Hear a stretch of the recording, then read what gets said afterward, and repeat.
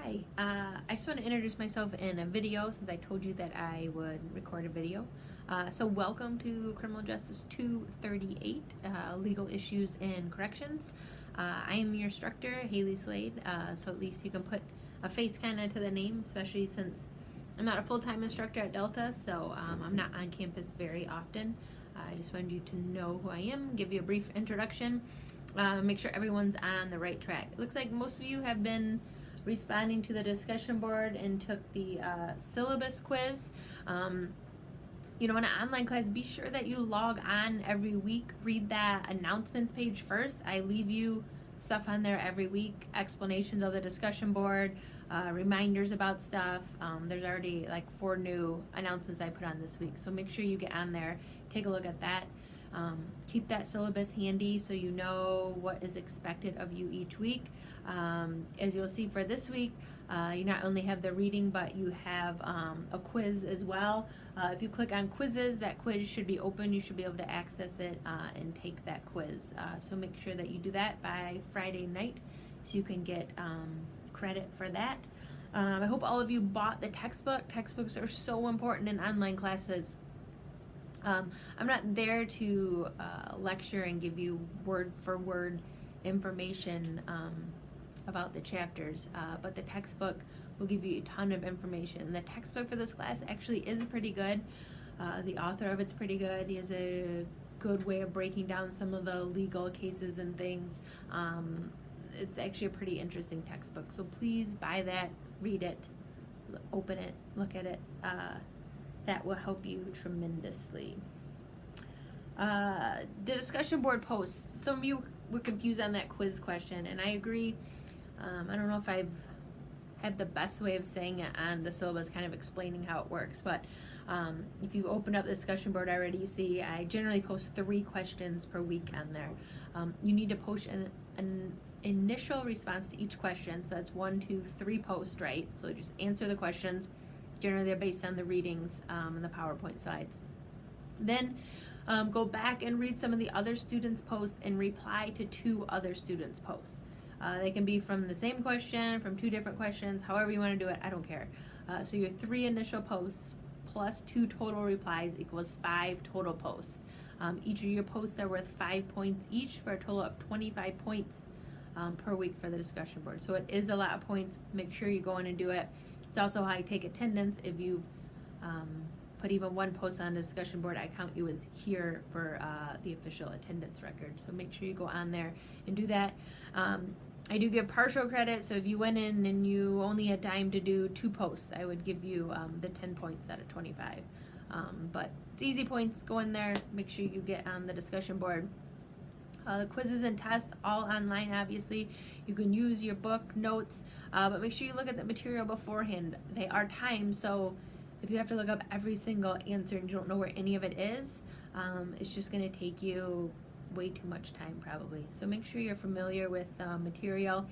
I think one of your other classmates talked about in the discussion board the discipline it takes for online classes, and it does. Students tend to think that, oh, it's online, I don't have to do anything, right? I can go on the discussion board 20 minutes before midnight, before it's due, and I'll be done. Well, not necessarily. Remember, in a face-to-face class, we'd be meeting at least 3 hours per week, plus you'd be expected to at least another hour on top of that outside the classroom. So that's like 4 hours right there.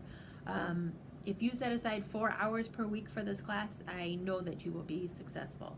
So if you have short blocks of time, then set aside, an hour here and an hour there. If you have, 1 day when you know you can get everything done, then set aside that day to do everything. However it works for you, just make sure that you have enough time to get some of this done. It does take a lot of self-discipline. Some students don't like online classes because it is hard to kind of set aside that time. But I know all of you can be successful.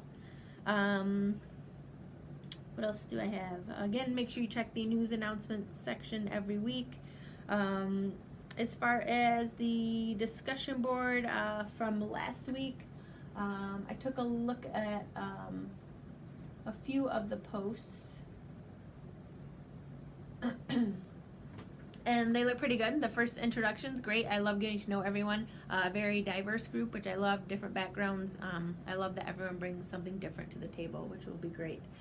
The second one about United States law, most of us got that, right? The highest court in the United States is the Supreme Court.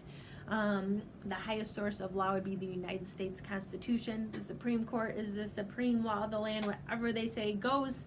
When they make a decision, we all have to follow it, no matter what state we're in. And the highest source of law would be our United States Constitution.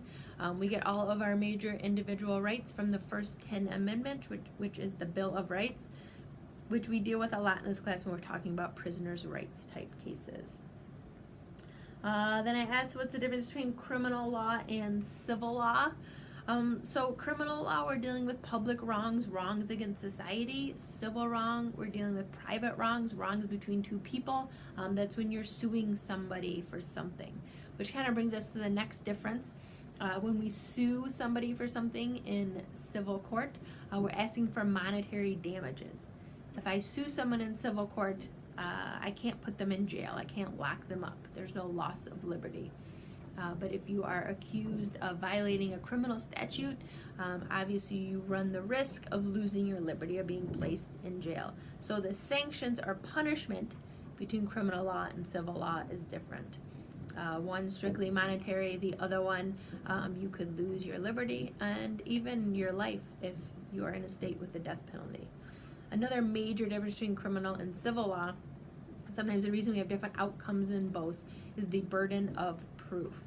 So in civil law, when you sue someone, you have to show that they're responsible by preponderance of the evidence, preponderance.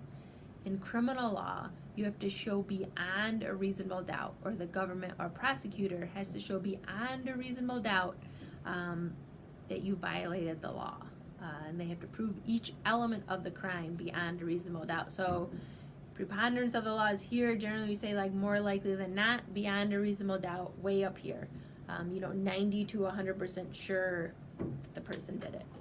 So that makes it different, and that's why you can have the same incident. Someone could be found not guilty in criminal court because we didn't meet that high burden of proof.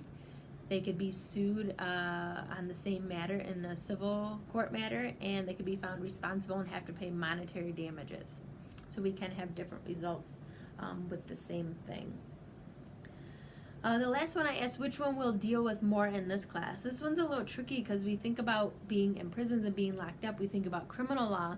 But when we're talking about prisoners' rights cases, we're actually talking about civil law, about prisoners bringing lawsuits against the prison, against the jails, against the government for the conditions in prison.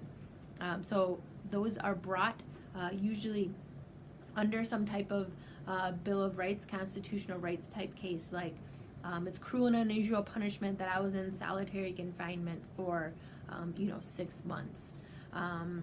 It's a violation of my First Amendment freedom of religion if I can't pray at a certain time in a certain place.